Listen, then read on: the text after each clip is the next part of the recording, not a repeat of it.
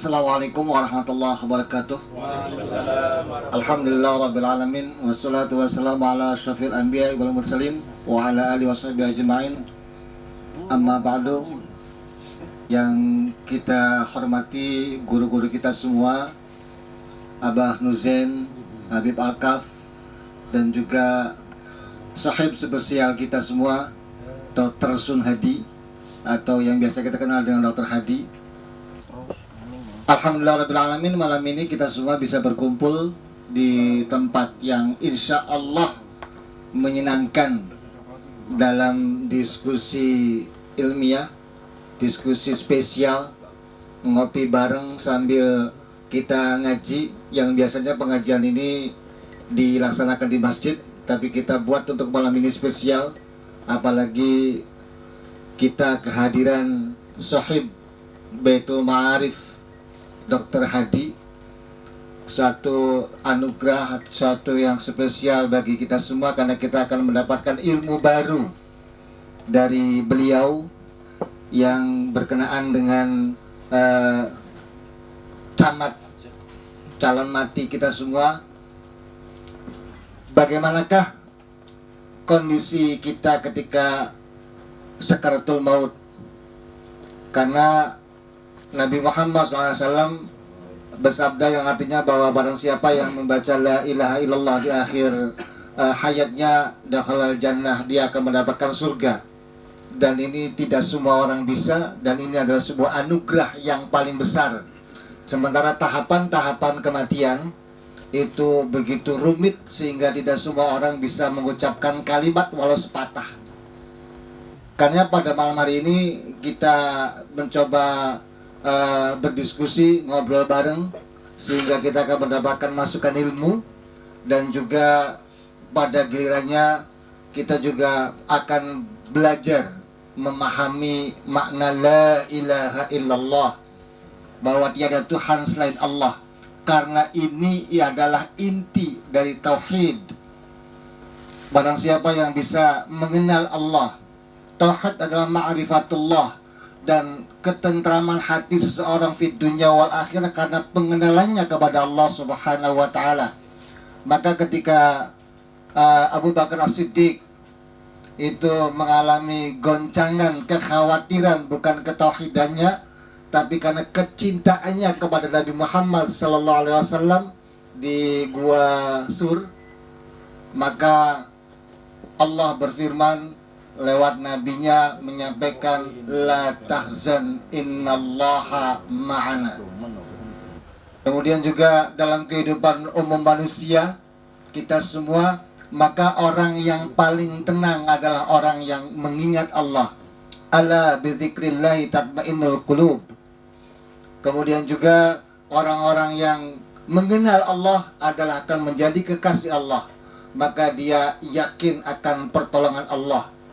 Karena inna lanansuru rusulana walladzina amanu fil hayatid dunya wa yawma yaqumul ashhad, bahwa aku pasti menolong para rasulku dan orang-orang yang beriman dalam kehidupan dunia dan juga dalam kehidupan di mana saksi-saksi berdiri.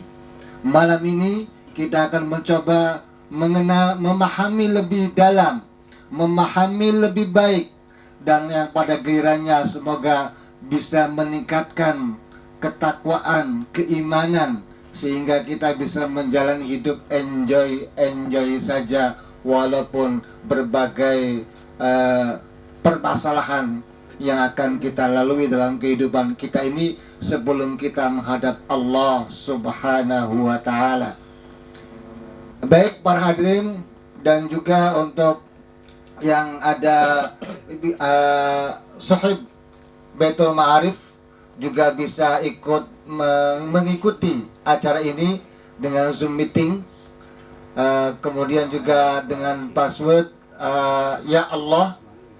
Nanti pada gilirannya juga bisa diberi kesempatan untuk berdiskusi atau juga memberikan pertanyaan dan bisa menyampaikan penjelasannya atau tambahannya. Dan insya Allah diskusi ini kita laksanakan dalam rangka meningkatkan kualitas kita masing-masing dalam beragama dan mengenal kepada Allah Subhanahu wa taala. Baik hadirin, jamaah pengajian, kita mulai dengan bersama membaca basmalah. Bismillahirrahmanirrahim. Dan yang pertama, mari kita simak penjelasan dari Dr. Hadi tentang tahapan-tahapan seseorang sebelum roh ini betul-betul lepas dari jasad kita semua, yang kita kenal dengan sakaratul maut, yang di semua pengajian disampaikan bahwa kita mohonkan akhir kalam kita adalah la ilaha illallah. Dan orang yang bisa mengucapkan la ilaha illallah adalah orang yang menjalani hidupnya, orang yang mengenal Allah dalam kehidupan dunianya dengan pemahaman dan pengenalan yang baik. Maka kami persilakan untuk Dr. Hadi memberikan pencerahan kepada jamaah pengajian tahapan-tahapan atau step by step dalam sakaratul maut. Kepada Dr. Sunhadi, Dr. Hadi, waktu disilakan. Bismillahirrahmanirrahim. Assalamualaikum warahmatullahi wabarakatuh.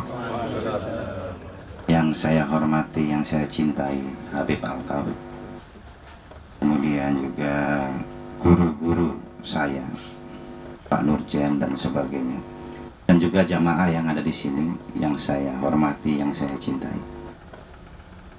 Jujur, saya selama ini aktivitasnya tidak berada dalam keilmuan, tapi saya lagi menekuni suatu bidang lain, lagi asik di kebun.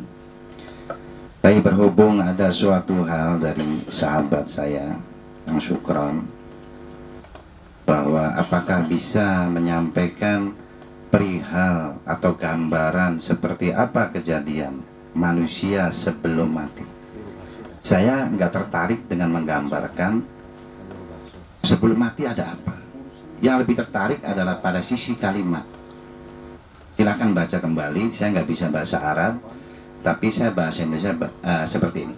Barang siapa yang mengucapkan la ilaha illallah sebelum akhir hayatnya atau mati, maka jaminannya surga. Bahasa sebelum definisi ini, karena saya senang bahasa juga. Memang saya waktu SMA itu memang diteliti oleh guru-guru psikolog saat itu bahwa cocoknya di bahasa, bukan di dokter, di bahasa. Karena suatu cita-cita, maka saya masuk ke dokteran. Dan ternyata dari sisi bahasa itu, bahasa sebelum ini bermakna dua macam. Ada dekat, ada jauh. Yang dimaksud dekat adalah dekat dengan kematian, yang disebut bahasa umumnya dengan dari mulai nazah sampai mati. Nanti saya akan uraikan apa proses yang terjadi dalam kematian. Yang maksud jauh ya kita ini. Kullu nafsin dha'iqatul maut. Jadi semua yang berjiwa, bukan bernyawa. Awas bedakan. Semua yang berjiwa akan menemui mati.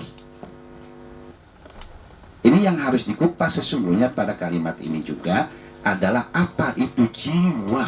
Ini yang harus dikupas. Jadi jiwa itu sangat berbeda dengan ruh. Definisinya beda. Dengan nyawa itu beda. Nah, bab jiwa ini saya sangat tertarik, dan panjang perjalanan saya mengupas apa itu jiwa. Dan saya belum berani menyampaikan apa itu jiwa di depan umum seperti ini.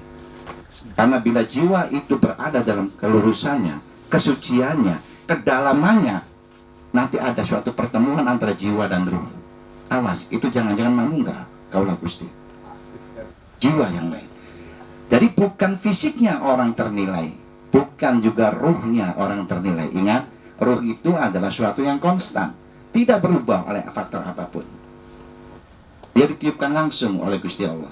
Sedangkan jiwa itu adalah proses tumbuh kembang dari panca indera dan indera-indera kelengkapan tubuh manusia yang dikaruniakan Allah kepadanya sejak dia lahir. Jadi kita akan mengenal seorang dengan jiwa yang mentah atau belum matang, seorang dengan jiwa yang matang, seseorang dengan jiwa yang mulai layu. Pikun itu.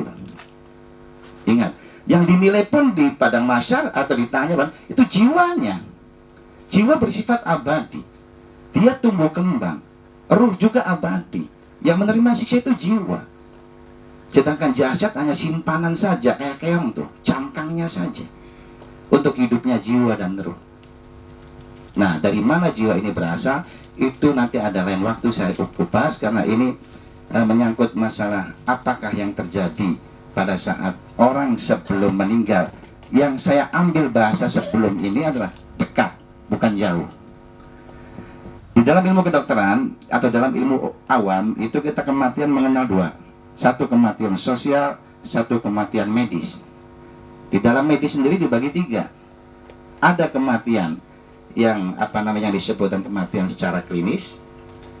Yang kedua ada yang disebut kematian secara batang otak. Dan yang ketiga adalah kematian biologis. 1, 2, 3 tadi sesungguhnya berurut kejadiannya pada manusia. Jika seorang olahraga kemudian dia terjatuh, nggak sadar, itu kematian klinis namanya.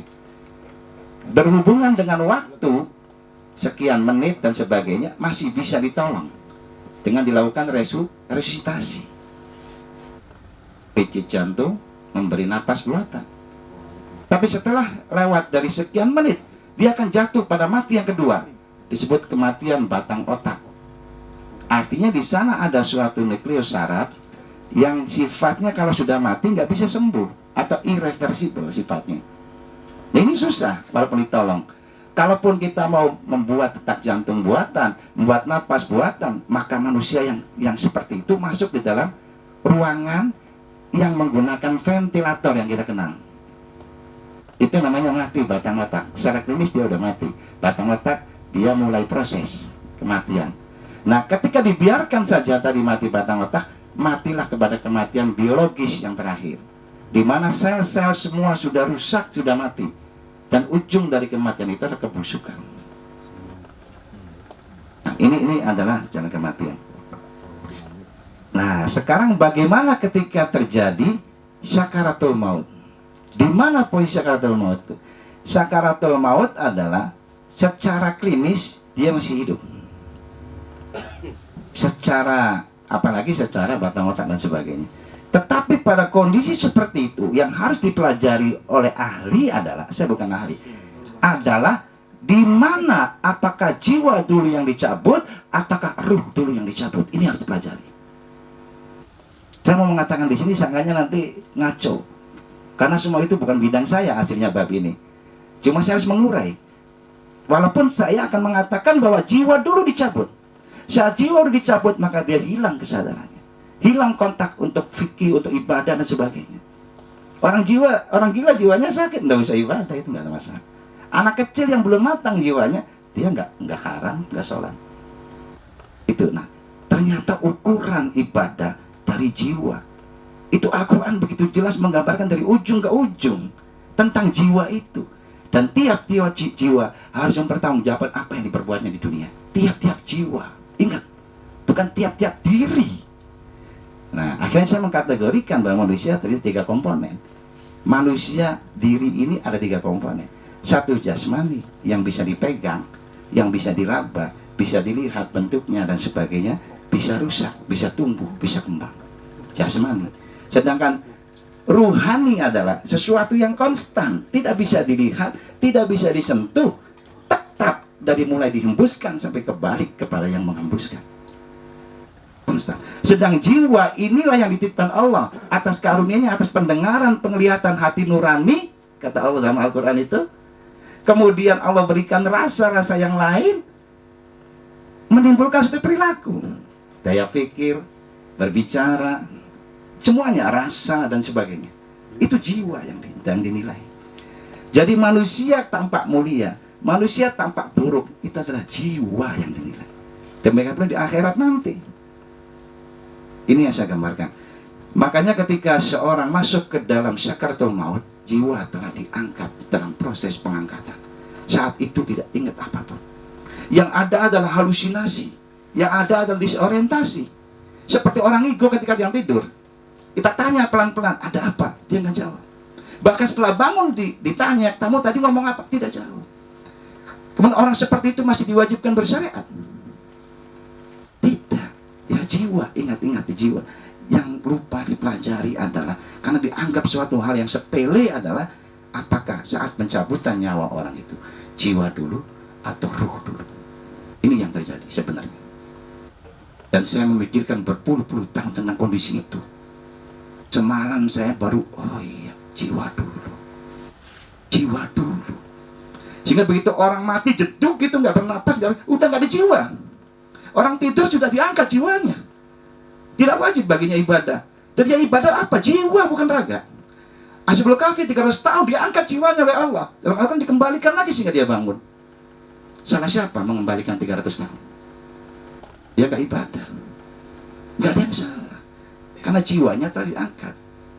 Ketika saya ada perkataan yang indah sampai kepada telinga saya, di kelas orang yang alim yang sangat tinggi ilmunya, sampai saya pikirkan berhari-hari kok bisa. Apa kalimatnya? Seorang kekasih Allah, ketika dia tertidur, maka dia terjaga. Ini kalimat yang susah, kan? Ternyata saya paham.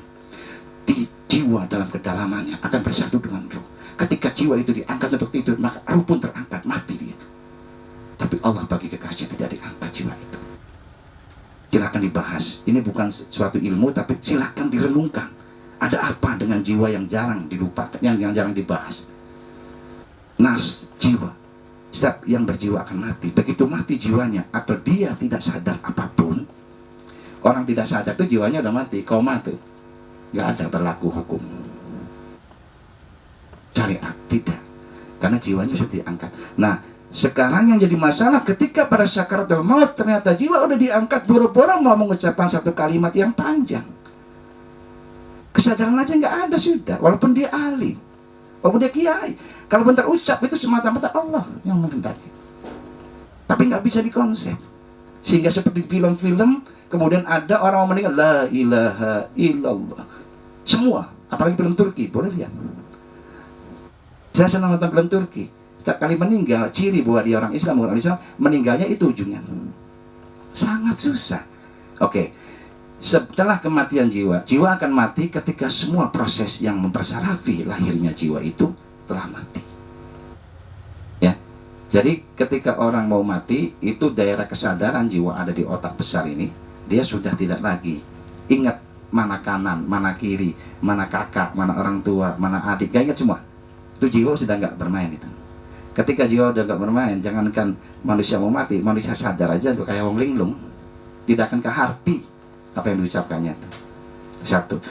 Kemudian ditambah lagi untuk menciptakan artikulasi kata, apalagi kalimat, membutuhkan lidah yang sempurna pergerakannya. Udah lidahnya korengan aja, tegas nggak? Tegas nggak ngomongnya? Lidah masih hidup nih, saya ada orangnya nih.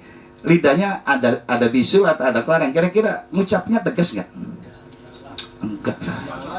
Enggak, ini ucapan ya, bahasa ucapan ini sangat sebenarnya sangat suatu hal yang bisa dipahami, bukan rumit. Jadi ketika orang sudah masuk ke dalam sakaratul maut, seperti yang dilakukan Fir'aun, saya percaya dengan Tuhanmu Musa, tapi sudah terlambat karena jiwanya sudah tidak bisa hidup, jiwanya sudah diangkat. Nah, gelagat di rumah sakit, orang seperti itu gelisah, babak-babuk, ngomong macam-macam yang nggak kita ngerti dan sebagainya, nggak nyambung. Itu sedang ada jiwa saat itu. Baru dia diangkat jiwa ruhnya, perlahan, ingat perlahan. Saya dengar dari kiai perlahan ngangkat ruh, nggak cepet gitu, nggak. Perlahan, kenapa? Sangat sakit sekali. Perlahan, dan butuh waktu. Tiap orang berbeda, ada yang cepat, ada yang lamban. Gitu loh. Nah, pada saat seperti itu, dari gambaran sakaratul maut tadi, yang jiwa telah terangkat oleh Allah, maka suatu hal yang sangat-sangat susah untuk masuk akal bila sampai terucap kalimat secara baik. La ilaha illallah. Karena saraf lidah sendiri dipersarafi oleh saraf 9 yang batang otaknya sudah mati, yang saya bilang tadi. Kematian klinis, kematian batang otak, di sana saraf-saraf yang menggerakkan lidah itu sudah nggak berfungsi. Sehingga ketika terucap la ilaha illallah, bagi saya dan ilmu yang pernah saya pahami, suatu hal yang sangat sulit.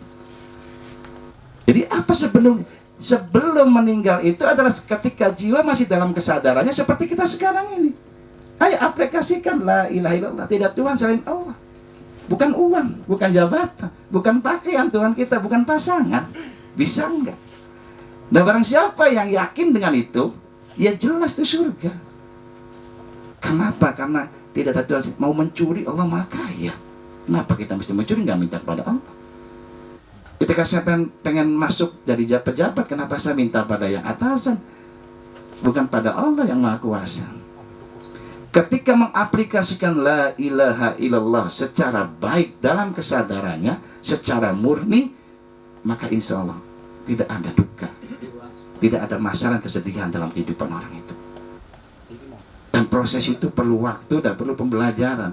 Kalau kehidupan selamanya dengan kehidupan yang ramai, kayaknya agak sulit kita manusia sih. Manusia biasa, bukan pilihan. Ya, saya mencoba untuk memaknai satu kata dengan kata lain, dengan mengasingkan diri untuk gak bergaul sama sekali, baru satu persatu terungkap pertanyaan selama ini. Termasuk apa itu jiwa, termasuk kalimat lahir apa itu. Jadi begitu punya masalah kemudian kering kelingan dokter, itu bukan itu lagi, bukan. Itu menuhankan yang bukan dokter tadi berarti. Ketika sudah lekat la ilaha illallah, maka segala sesuatu yang menimpa diri yang ingat Allah. Kalau itu berarti udah bisa, udah meninggalnya nggak usah ngucap lagi lah. Sebagian insya Allah masuk surga. Kalau aktivitas hidup dalam kesadaran jiwa masih melekat padanya, sudah terwarnai, tersibgha dengan sibwatullah la ilaha illallah. Itu maksud saya. Jadi kalau tadi balikin lagi ke sakaratul maut, suatu hal yang susah saya ngomongnya, kecuali di film saya lihat begitu. Tapi kalau di alam nyata saya berpuluh-puluh pasien meninggal di depan saya, tidak terucap itu. Bahkan saya memurukin orang yang mau meninggal, saudara, Allah tidak terucap Allah, apalagi la ilaha illallah. Masa Allah sangat susah.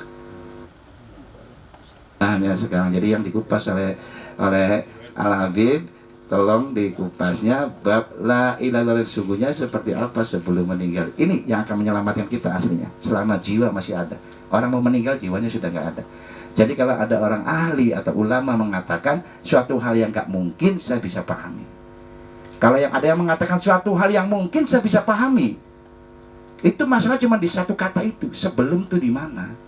Yang dekat apa yang jauh nih ngomongnya? Jadi ini selama ini bertengkar hal-hal yang sifatnya saya nggak mau lihat gitu. Karena saya pribadi nggak mau lihat, saya nggak mau pikirin. Kok aneh masa kalimat saya mau pakai baju merah, terserah gue. Saya pakai baju putih, terserah gue. Kalau di masalah gimana ceritanya? Ini yang terjadi di alam kita. Saya mohon mudah-mudahan jamaah ini tidak terpengaruh pertikaian seperti ini. Di mata saya itu kalau orang pakai baju putih kemudian dibahas, aduh kurang kau. Ini yang terjadi. Ya sebenarnya. Jadi sesuatu pemahaman saya dengan pemahaman orang lain berbeda, itu hal yang wajar. Nah ketika sebelum meninggal, versi satu ulama mengatakan itu saat sakaratul maut, itu saya pahami benar, karena sebelum tadi bisa dekat gitu loh. Kalau yang memahaminya sebelum itu adalah jauh, itu suatu hal yang bisa saya pahami. Tetapi saya berani berdebat, ketika saat sakaratul maut bisa terucap la ilaha illallah, itu hebat. Ayo kita buktikan. Siapa kiai yang mau mati? Yuk deketin, suruh ngucapin itu. Kiai saja, bukan orang biasa ini. Awas, stadiumnya yang benar. Seorang kiai harus belajar juga ilmu stadium meninggal. Itu penting.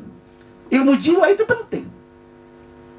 Saya berkali-kali ngomong, saya mungkin kurang disukai kalau saya ngomong dimanapun. Karena ketika saya harus ngomong satu, akan 10 yang saya ceritakan. Karena saya numpuk jadwal, list, daftar cerita yang pernah saya alami dalam hidup. Jujur, saya akan tanya saya begini. Sampai saya tadi, jangan sampai saya panjang-panjang ngomong, tolong jiwa dikupas ketika dalam dia ketemu. Itu definisi manunggal sungguhnya itu. Bukan fisik. Ini, saya gemeter, ya Allah, kok sampai begini. Saya ini, selama ini saya kemana-mana nanya jiwa, nggak pernah ketemu. Nafs. Tuhannya udah jelas ngasih tahu, nafs. Rasulullah juga udah benar nulis hadis tuh. Sebelum. Tinggal kita menjabarkannya. Sebelum itu apa? Gitu loh maksud saya, dekat apa jauh? Oke, barangkali segitu aja. Nanti bisa dianukan dalam diskusi.